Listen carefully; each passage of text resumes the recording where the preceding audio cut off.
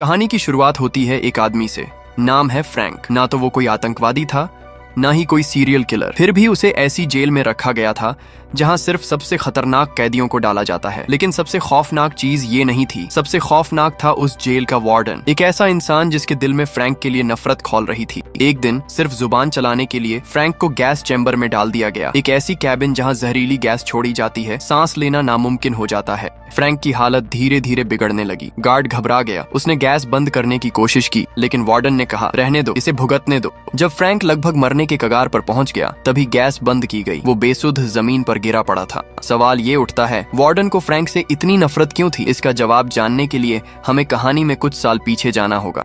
तब फ्रैंक एक आम आदमी था, कार मैकेनिक का काम करता था। उसकी जिंदगी में एक लड़की थी जिससे वो बेहद मोहब्बत करता था। दोनों की दुनिया छोटी सी थी लेकिन खुशहाल थी। एक दिन उसकी गर्लफ्रेंड उससे मिलने आई, दोनों ने कुछ हसीन पल बिताए। फिर फ्रैंक बच्चों के साथ फुटबॉल खेलने चला गया।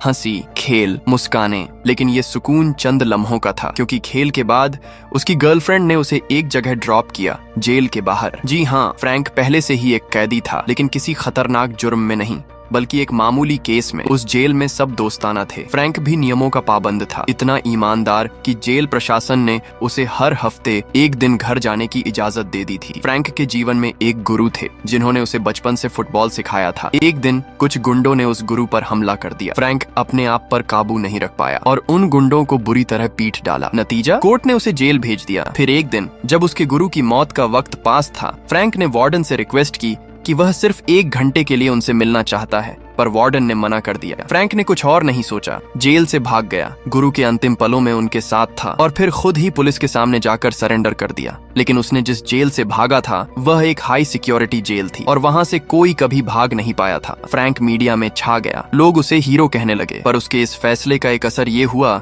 कि उसकी सजा में 5 साल और जोड़ दिए गए। वह चुपचाप फिर से जेल में रहने लगा, नियमों का पालन करता रहा 4 साल तक। अब उसकी रिहाई में सिर्फ 2 महीने बाकी थे। लेकिन तभी कहानी ने मोड़ लिया। एक रात अचानक कुछ अनजान गार्ड्स आए, फ्रैंक को उठाकर दूसरी जेल में ले गए। कोई नोटिस नहीं, कोई ट्रांसफर की जानकारी नहीं, नई जेल, और वहां मिला पुराना चेहरा, वही वार्डन जिससे वो एक बार भागा था। फ्रैंक के भागने के बाद उस वार्डन की इज्जत मिट्टी में मिल गई थी। उसे उसके पद से हटा दिया गया था। लोग उसके पीछे हंसते थे। अब उसके पास मौका था बदला लेने का। वो मौके का इंतजार कर रहा था। फ्रैंक को बुलाकर उसने कहा, तुम्हें मीडिया ने हीरो बना दिया, लेकिन मेरा करियर तबाह हो गया। फ्रैंक ने शांति से जवाब दिया, गलती तुम्हारी थी, मैंने बस 1 घंटे की मोहलत मांगी थी, नहीं दी तो मैं चला गया। पर वार्डन को कोई फर्क नहीं पड़ा। उसने तो बस एक चीज सोची थी, बदला, और उसी दिन पहली सजा दी गई, गैस चैम्बर में डालकर। अब सवाल ये है, क्या फ्रैंक अपनी इंसानियत और आत्मसम्मान को बचा पाएगा, या यह जेल और वार्डन उसे तोड़कर रख देंगे? कहानी फिर वहीं पहुंच गई जहां से सब कुछ शुरू हुआ था। गैस चैम्बर की तकलीफ, वार्डन की नफरत, और अब नया दुश्मन चिंक। चिंक इस जेल का सबसे खतरनाक कैदी था। वह सिर्फ कैदी नहीं, वार्डन का हथियार था। वार्डन ने उसे एक ही हुक्म दिया, इस आदमी को 2 महीने बाद रिहा होना है, लेकिन तब तक इसे इतना तोड़ दो कि आजादी भी इसे बोझ लगे। एक दिन ग्राउंड में फ्रैंक अकेला था, तभी चिंक अपने गुर्गों के साथ उसे घेर लेता है। उसके हाथ में था एक बर्फ तोड़ने वाला नुकीला औजार जो किसी की जान लेने के लिए काफी था। जैसे ही वो हमला करने वाला था, एक सिक्योरिटी ऑफिसर वहां पहुंच गया। उसने चिंक के हाथ में वो हथियार देख लिया, लेकिन चिंक चालाक था, भीड़ का फायदा उठाकर हथियार को छुपा दिया। ऑफिसर ने सीधे फ्रैंक से पूछा, क्या चिंक के पास हथियार था? फ्रैंक थोड़ी देर चुप रहा, फिर शांत स्वर में बोला, नहीं, कुछ नहीं था उसके पास, क्योंकि वो लड़ना नहीं चाहता था, वो सिर्फ आजादी चाहता था। 2 महीने बाद की सुकून भरी आजादी। अब फ्रैंक जेल में सफाई का काम करने लगा। तभी उसके पास आया एक कैदी, नाम था डेलिस। उसने कहा, मैं भी उसी जेल में था जहाँ से तू भागा था, तू तो कमाल का बंदा निकला यार। डेलिस बोला, वार्डन तुझे वैसे भी जिंदा नहीं छोड़ेगा, चल भाग चलते हैं यहाँ से। पर फ्रैंक ने मना कर दिया, मैं भागना नहीं चाहता, अब सिर्फ 2 महीने बचे हैं। डेलिस ने फिर एक और ऑफर दिया, गैराज में मैकेनिक का काम दिला दूंगा। इस पर फ्रैंक मान गया, लेकिन गैराज के हेड मैकेनिक ने उसे रिजेक्ट कर दिया। उसने कहा, मुझे ऐसा आदमी चाहिए जिसे काम आता हो, सिखाना न पड़े। फिर डेलिस ने अपना प्लान बताया, मैं ऊपर की पाइपलाइन से निकलने की सोच रहा हूँ। फ्रैंक ने समझाया, उस पाइप का तापमान इतना ज्यादा है कि तू वहाँ से जिंदा नहीं निकलेगा। डेलिस चुप हो गया, उसका चेहरा बुझ गया। अगले दिन मेस हॉल में एक नया कैदी आया, बियानो, भोला भाला लड़का। सब उसे परेशान करते थे। फ्रैंक उसके पास गया और उसके साथ बैठ गया। बियानो बोला, मैं किसी गैंग में नहीं जाना चाहता। उसी वक्त एक कैदी ने किसी को बर्फ तोड़ने वाले हथियार से मार डाला। बियानो यह देखकर डर गया। फ्रैंक बोला, अगर तुमने किसी ग्रुप में पनाह नहीं ली तो अगला नंबर तुम्हारा होगा। अब बियानो फ्रैंक और डेलिस के ग्रुप में आ गया। फिर एक दिन चिंक ने फ्रैंक को रग्बी मैच की चुनौती दी। एक खेल जो मौत का बहाना बन सकता था। मैच शुरू हुआ। चिंक और उसके साथी बार बार गेम के नाम पर फ्रैंक पर हमला करते रहे, लेकिन फ्रैंक तैयार था। वो जानता था ये लोग कुछ तो करेंगे। हर वार का जवाब उसने दिया मजबूती से। यह सब देख रहा था वही हेड मैकेनिक जो कभी उसे काम देने से मना कर चुका था। अब उसकी सोच बदल चुकी थी। वो मैदान में उतरा और दुश्मनों की धुलाई कर दी। मैच जीत लिया गया। मैच के बाद वह फ्रैंक से बोला, कल से तुम गैराज में काम कर सकते हो। अगले दिन फ्रैंक गैराज गया। मैकेनिक ने उसे अपनी पसंदीदा मस्टैंग कार दिखाई, पुरानी, टूटी हुई और इंजन पूरी तरह खत्म। मैकेनिक बोला, अब ये कभी नहीं चलेगी। फ्रैंक ने पूछा, क्या मैं इसे ठीक करने की कोशिश कर सकता हूँ? मैकेनिक मुस्कुराया, अगर तुमने इसे ठीक कर दिया ना तो जो कहोगे मैं करूंगा। फ्रैंक ने काम शुरू किया। किताबें पढ़ी, इंजन खोला, पसीना बहाया, दिन रात एक कर दिया। कुछ ही दिनों में मस्टैंग फिर से दौड़ने लगी। फ्रैंक ने उसे नया रंग दिया, नई जान दी। कार एकदम नई बन गई। अब फ्रैंक गाड़ी में बैठने वाला था। बियानो भी साथ बैठा। बियानो बोला, मुझे गाड़ी चलानी नहीं आती। फ्रैंक ने उसे सिखाया। तभी बियानो ने पूछा, क्या मैं कभी इस गाड़ी को फिर से चला पाऊंगा? फ्रैंक ने सिर्फ एक शब्द कहा, नहीं। बस यही सुनना था। बियानो चुपचाप था। फिर अचानक वो मस्टैंग गाड़ी को जोर से स्टार्ट करता है और उसे लेकर ग्राउंड की ओर भागता है। एक टूटा हुआ सपना, एक बुझती उम्मीद और एक उबलता हुआ बदला। फ्रैंक की आंखों में एक सपना था, मस्टंग कार। उसकी मेहनत, उसका जुनून, उसका प्यार सब उस गाड़ी में बसता था। लेकिन उस दिन जब उसने ग्राउंड में गाड़ी के 2-3 चक्कर लगाए, किसी को यह बात बर्दाश्त नहीं हुई। शोर शराबा हुआ और वार्डन वहां आ पहुंचा। उसने सब देखा पर कुछ कहा नहीं। वह समझ गया था कि ये सब बियानो की वजह से हुआ है, पर उसने बियानो से कहा, तुम चले जाओ, क्योंकि उसके दिल में नफरत थी फ्रैंक के लिए और यह बदला लेने का सबसे अच्छा मौका था। चिंक को एक बेसबॉल बैट दिया गया। टुकड़े कर दो इस कार के, आदेश था, और चिंक ने सेकंडों में वह कर दिखाया। फ्रैंक की मस्टंग को तोड़ डाला। फ्रैंक चुप रहा, लेकिन उसकी आंखों में जो आंसू थे उनमें दर्द की गहराई थी। वह सिर्फ एक कार नहीं टूटी थी, वह उसका सपना था जिसे उस दिन जिंदा जला दिया गया। वार्डन ने उसे सजा दी। एक अंधेरे कमरे में, तेज रोशनी के नीचे, बिना नींद के, बिना शांति के। दिन में कई बार उसे कैमरे में देखकर अपना नाम बताने को कहा जाता। वह थक गया था, टूट रहा था, और एक दिन वह टूट ही गया जब उसने अपना नाम तक गलत बोल दिया। गार्ड्स ने उसे बेरहमी से मारा, लेकिन तभी कैप्टन आया। उसने सब देखा और सब रोक दिया। कैप्टन को अब समझ आ गया था फ्रैंक के साथ अन्याय हो रहा है, और उसी दिन उसे पता चला कि उसकी गर्लफ्रेंड ने कई चिट्ठियां भेजी थीं जो अब तक उसे नहीं दी गई थीं।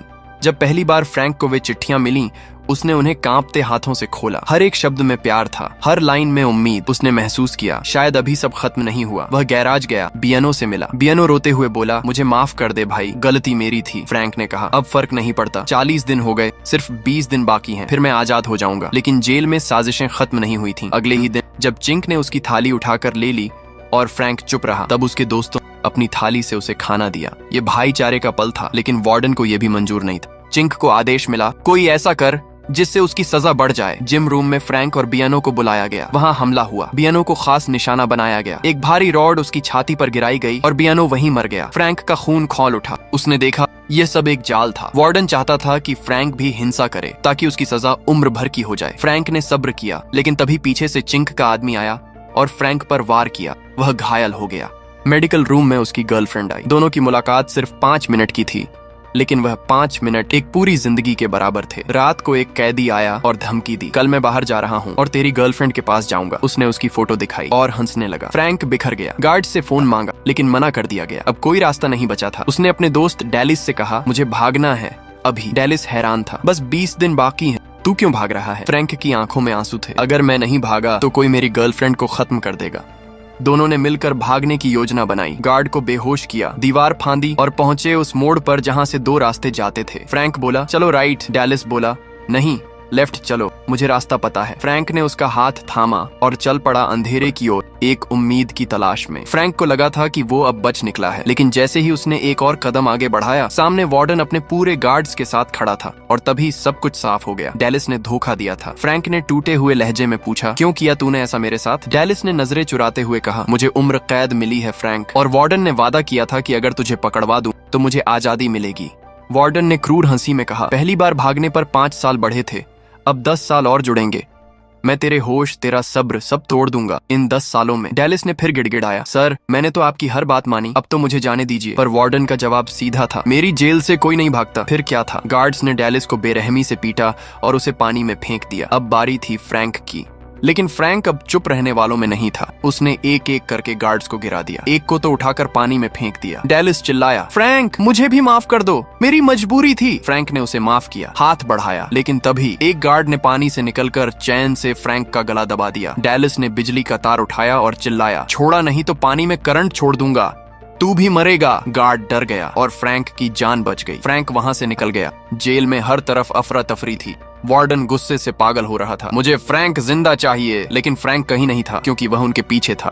पीछे से आकर उसने चाकू वार्डन के गले पर रख दिया और कहा, क्या लगा तुम्हें मैं भागूंगा और सारी जिंदगी डरकर छिपता फिरूंगा? नहीं, अब भागने की नहीं, इंसाफ की बारी है। फ्रैंक ने वार्डन को घसीटकर एग्जीक्यूशन रूम में ले जाया, जहां मौत की सजा दी जाती थी। वहां फ्रैंक ने खुद को टेप से इलेक्ट्रिक स्विच से बांध दिया। अगर गोली चलाई तो मेरा हाथ गिरेगा और स्विच ऑन हो जाएगा, तुम्हारा वार्डन वहीं मारा जाएगा। सब चौंक गए। कैप्टन ने सबको रोक दिया, कोई गोली नहीं चलाएगा। अब फ्रैंक ने वार्डन से कहा, सच बोल सबके सामने। वार्डन घबरा गया, लेकिन कैप्टन ने भी दबाव डाला। आखिरकार वार्डन ने अपने सारे गुनाह कबूल कर लिए। कैसे उसने फ्रैंक को उकसाया, उसे फंसाया ताकि उसकी सजा बढ़ती रहे। मुझे इंसाफ नहीं चाहिए था, बस तुम्हारा सच दुनिया को दिखाना था, फ्रैंक ने बताया। मैंने पहले ही फ्यूज निकाल दिया था, मैं तुम्हें मारना नहीं चाहता था। कैप्टन ने आदेश दिया, फ्रैंक को पकड़ो और वार्डन को भी, इसने कानून का मजाक बनाया है। एक हफ्ते बाद फ्रैंक को हमेशा के लिए आजाद कर दिया गया, क्योंकि वह सिर्फ एक कैदी नहीं था, वह सिस्टम का शिकार था। वार्डन को नौकरी से निकाल दिया गया और अब वह खुद एक अपराधी बन चुका था, जिस पर मुकदमा चलेगा। कभी कभी जेल की दीवारों के पीछे भी एक इंसान खड़ा होता है, जो टूटता है पर झुकता नहीं। यही था फ्रैंक। वीडियो पसंद आई हो तो दिल से एक लाइक जरूर ठोक देना, चैनल को सब्सक्राइब कर लो और अगली वीडियो में मिलते हैं एक नई कहानी के साथ।